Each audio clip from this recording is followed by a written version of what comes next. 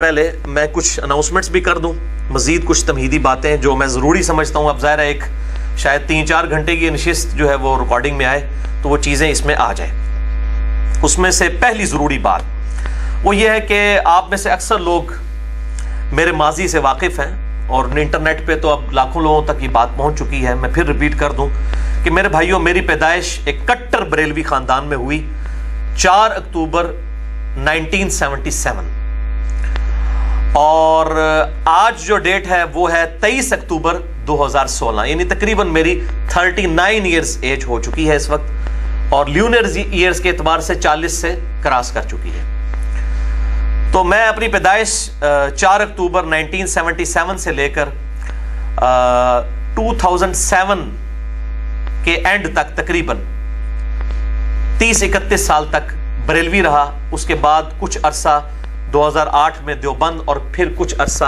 अहले हदीस के साथ भी गुजरा और उसके बाद फिर स्टडी के तौर पर मैंने अहले तशय्युअ को भी बड़े करीब से देखा, उनकी भी चीज़ें सुनी, पढ़ी और देखी और अल्हम्दुलिल्लाह आज भी मैं सबकी बातें सुनता हूँ। जिसकी हक बात है कबूल करता हूँ और जहाँ पर इख्तलाफ है इल्मी तरीके से बगैर किसी कलमा गो मुसलमान की तकफीर किए हुए अपना प्रोटेस्ट उसके सामने रिकॉर्ड करवा देता हूँ। बाकी हक किसी को घोल के पिलाना ये मेरी जिम्मेदारी नहीं है, ये तो अंबिया की जिम्मेदारी नहीं है, उनकी भी जिम्मेदारी है वमा अलैना इल्लल बलाग। तो बात सिर्फ पहुंचा देना ये है जिम्मेदारी।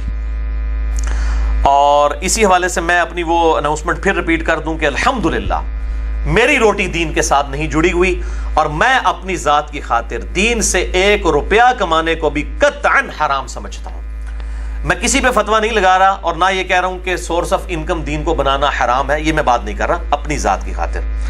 और मैं लानत भेजता हूं किसी भी बैरूनी इमदाद पर, ख्वाह वो सऊदीया की तरफ से आए ख्वाह ईरान की तरफ से आए, कि वो अपने मुल्कों का, अपने फिरकों का अपना एजेंडा हमारे मुल्क के अंदर लॉन्च करें या सब कॉन्टिनेंट इंडिया, पाकिस्तान, बांग्लादेश में। मैं इसके बिल्कुल खिलाफ हूं। किताब व सुन्नत के खिलाफ किसी के एजेंडे को मैं एक्सेप्ट करने के लिए तैयार नहीं।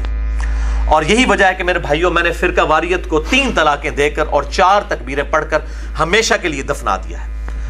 और जिसकी रोटी मेरे भाइयों दीन के साथ जुड़ जाएगी और वो फिरका वारियत में पड़ जाएगा, वो कभी भी आपको हक बात नहीं करेगा, इल्ला माशाअल्लाह कोई लाखों में एक हो कि कोई बात कर दे। अदरवाइज उसको हर वक्त फिक्र लगी रहेगी, अगर मस्जिद कमेटी ने मुझे फारिग कर दिया तो मेरे बाल बच्चों का रिस्क का खर्चा कौन उठाएगा।